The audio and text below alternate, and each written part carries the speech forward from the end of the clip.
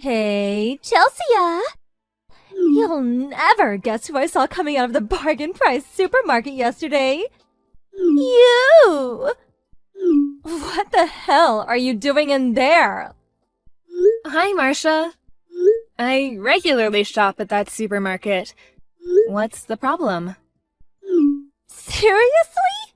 You regularly shop at a bargain price supermarket? Oh no, how tragic! Are you joking? Yes, I do. Ew, that's so gross! Okay, really, no more joking now. Do you actually shop there all the time? What's wrong with that? It's not necessarily that there's anything wrong with it. It's just that, well, take me, for example. I shop at Freshman's, the #1 luxury supermarket in America. My husband's the manager at a company he works at, so we can afford it. He makes so much money, in fact, that I'm able to be a stay-at-home housewife. Which is why my family has no links to the likes of bargain price supermarkets. Even just saying it makes me feel sick. Places like that are for commoners. We eat the finest ingredients in our household, and they come by delivery too, I might add. By the way, we're having steak and garlic mushrooms for supper tonight. Guess how much the steaks cost? Okay, I'll tell you. $500 each. That's great. I'm pleased you're able to eat so well. Right? It's the kind of meal someone poor enough to shop at a bargain price supermarket could only dream of eating. Don't you agree? Does shopping at a bargain price supermarket automatically make someone poor? Oh, do forgive my rudeness. Please, don't misunderstand me. It's not like I'm laughing at you and your husband for being a low-income family. Low-income families like you are the backbone of America. Who would work the menial jobs like delivering my steaks if not for good, hard-working poor folk like you? Oh, I'm so sorry, Chelsea. I wasn't trying to be malicious. Oh, the schools are always trying to drill it into us with flyers and emails. Don't you pay any attention? You know, how important a proper diet is for a child's development. If you keep feeding your kids such rubbish, they might grow up to be poor like you. I just wanted to give you a little reminder. I was only thinking of your little ones, really. I hope you understand. Marcia, I have to go back to work now, so bye. Oh dear. People who work decent, respectable jobs are getting ready to go home right now. I get it. You have to work overtime to compensate for your husband's pitiful salary.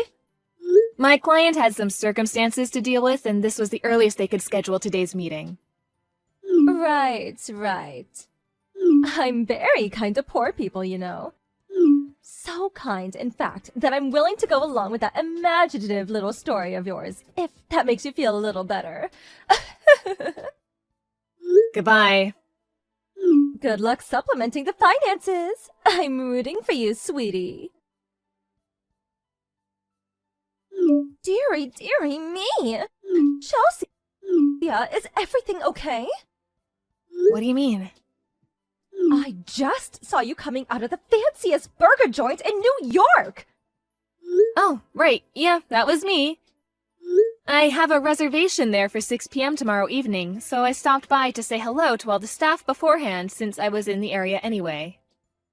A reservation? Oh no, this is just tragic! You don't know, do you? That's a luxury burger joint! Politicians and CEOs eat there, you silly girl! This isn't some cheap fast food joint we're talking about! Those are elite burgers for elite people! Do you have any idea how expensive it is? Even just a regular hamburger is worth $1,000! A single patty probably costs more than your monthly salary!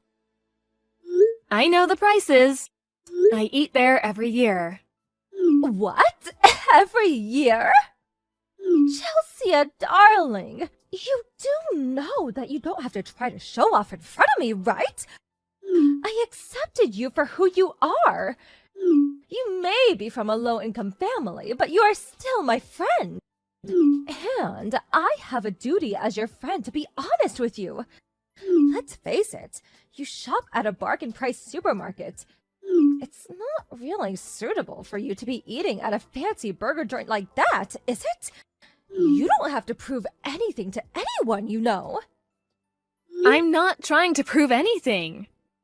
If you go through with this, you're not going to be able to afford anything except the sauce collection. Maybe a slice of lettuce or a couple of fries if you're lucky. It's fine, you don't need to worry about me. I can afford to eat from the regular menu. Don't be so unreasonable! Oh no, you're not, are you? Surely you don't plan on eating and running off without paying? What? You can't do that! I won't allow you to! It's my duty as your friend to stop you going down that path of evil. This might not be a pleasant conversation to have, but someone's gotta tell you. The path of evil? Isn't that a bit dramatic? You're starting to creep me out now. There's nothing else for it. I'll take your reservation. You'll have to do what now? Listen, here's the thing. I actually tried to book a reservation for tomorrow myself, but I was told that they were fully booked. Then, at the perfect timing, as if it was fate, you tell me you had a reservation just around the time I was planning to go. How does this sound? To save you the financial damage, the shame, and the embarrassment of going to a restaurant you couldn't afford to eat at in a million years, I'll go with my family instead. 2 birds, 1 stone. It's fine, really. It's not fine! Surely you don't plan on throwing my kindness back in my face? Kindness? From my perspective? It just feels like you're trying to steal my reservation. Steal? How could you say something so awful? How could it be anything else when you're being so persistent despite me saying no? Fine. You've had your chance, Missy. I'm done mincing my words with you. That High Clay's Burger restaurant, it is not the kind of establishment a peasant like yourself can afford to eat at. It's for celebrities, politicians, and CEOs. It's for people from the upper echelons of society. The chosen ones like myself. I suggest you give up if you don't want to end up severely embarrassed. And give me your reservation while you're at it. No. Excuse me? I told you, I eat at that restaurant every year. There's a reason for that. Tomorrow is a special day. There's no way I'm gonna let you have my reservation. How dare you! You're giving me the reservation, and that's final! 1 phone call to the restaurant from me would be all it takes to have you banned for life. Something tells me you can't do that. Oh, yes, I can. I can do whatever I want to. I have money. You dare defy me? I'll come down on you with the rage of 1,000 suns, you miserable little wretch. I have connections. I know people. Chelsea, you went inside the restaurant, didn't you? What on earth are you playing at? Oh, hi, Marcia. The time for hi has passed. I had your reservation switched over to my name. What are you doing in there? The restaurant's reputation will be irreparably damaged if people find a lowly peasant like you went inside. You'll make an upholstery smell. Hurry up and get out now. Did you go in pretending to be me? No, I most definitely didn't. I got a phone call from the restaurant asking for confirmation regarding your call about the name change on the reservation.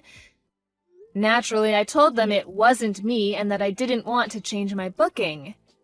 So, here I am, in the seat I booked, just as planned. What? There is no way for someone from a low-income family to be behaving! Have you no self-awareness? This defies all common sense and decency! Hurry up and get outside! You want to come in so badly? Why don't you just sit at the bar in the hopes that a table becomes available? Excuse me? Me sit at the bar? I feel nauseous. Apparently you can come in without a reservation if you sit at the bar. That's not the point. You shouldn't be in there. You're poor, your family are poor, your children will be poor, and your filthy peasant aura is going to upset the clientele if you stay even a moment longer. How many times do I have to repeat myself? There are two kinds of people in this world. Those who can afford to eat at luxury restaurants, and those who can't. It's plain as day which category you fall into, so get out! I don't remember hearing any rules like that. It's an unspoken understanding. Good grief. To think you can't even comprehend something as simple as that. This is why you're poor. Hurry up and get out! I'll be having your table. So, I hate to change the subject, but your husband's dining with us as part of our group today. Huh? I know you mentioned something yesterday about coming with your family, but if your husband's in here with us, who's the guy you're with right now? I don't know what you mean. I can see you out the window. Who's that guy gently caressing your leg? You seem to be really familiar with one another. I can see you really clearly. I'm 100% sure it's you. My husband's in there? Yup, he's here. Why? More importantly, why the hell are you eating with my husband? Anyway, you made a mistake. I'm not doing anything, yes. Don't mind him. He's just a friend. You see, he stumbled and his hand slipped. Oh dear, you seem to be in quite the panic. Are you okay? What's going on? Nothing makes sense anymore. Hello, Chelsea? I need to speak with you, please. Hi, Marcia, what is it? Why didn't you tell me that my husband is an employee at the company you're CEO of? You didn't go to the fancy burger joint to eat with your family, but for the anniversary celebration dinner of your company's foundation. Oh, I had no idea. I did kind of get the impression you didn't know. Of course I didn't. Why didn't you tell me? It was only today that I found out your husband is one of the managers at my company. I also didn't particularly feel the need to let you know I was a CEO. I mean, it's not like we're that close, is it? Huh? Besides, I like keeping my work and private life separate. I only know you through nursery. We only see each other outside the gate sometimes while waiting for the kids to get out. There was no way I was going to tell you about my job unless you specifically asked me. Even if I did, I certainly wouldn't start bragging about my position. My job isn't some tool to be used to feel superior to others. Oh my god. But why would you shop at a bargain price supermarket if you're filthy rich? Well, that supermarket has a really good reputation for sourcing fresh, quality ingredients at low prices, which really appeals to me. What? Quality ingredients at discount prices. What's not to like? That's our family's policy on food, and I plan on instilling the same values in my kids. Wait, have you been looking down your nose at me this whole time? Not at all. I just don't have the time or energy to engage in pointless egotistical disputes over social status. Anyway, don't you have something more important than messaging me to be worrying about right now? Huh? Your husband knows, you know, about the affair. What have you happened if you just gave me a reservation when I asked? Even if you got the reservation, do you think you'd have been able to afford the bill? What? My family has money. Of course I'd be able to pay. In any case, you should probably be thankful you're not being charged for 40 people's meals. 40 people? If your attempt at stealing the reservation had succeeded, you would have owed $7,500. 7,500? Today is the anniversary celebration of the founding of the company, and being that we're fairly large, it was obviously going to be a big event with a sizable budget. You wouldn't have been able to rely on your husband's money, though. What with him being dead set on divorcing you now, would you? Apparently he's going to demand compensation, too. He'd never divorce me. Is that so? Actually, you know what? Your divorce is none of my business, so I'm gonna leave it there. Good luck to you both. Marcia's confidence in the safety of her marriage was misplaced, and her husband did indeed divorce her. With that, she had no choice but to go and live with her parents. Custody of the kids was handed to her husband due to his stable financials. Marcia's lover was, believe it or not, a college student. It turns out the reason she was so frantically trying to steal my reservation was because it was her boyfriend's birthday. And because she was so desperate to make him like her, she regularly splashed out on lavish restaurants and presents using her husband's money, and even going into debt on top of that. Even more tragically, she had him convinced she was a single CEO. He yelled at her with, what was that cringy line of hers? The rage of 1,000 suns, before breaking up and leaving her crying in the street. She was disowned by her parents, who were just as furious. Between the compensation and child support payments she was ordered to pay in divorce court, on top of the crippling debt repayments, she didn't have a chance of sustaining her expensive lifestyle, and her delusions of being a high-rolling celebrity disappeared with all of her money. I hear she works 3 jobs now. That's gotta be tough.